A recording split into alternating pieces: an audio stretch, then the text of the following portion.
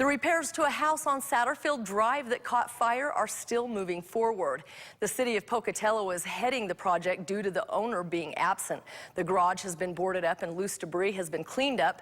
The house is still an eyesore in its current state, and contractors are being brought in to fix the smoke and water damage. Officials with Pocatello say that contractors are aiming to get the job done quickly before the end of June. You know, they've got a busy schedule. We're just getting work done as we can with them.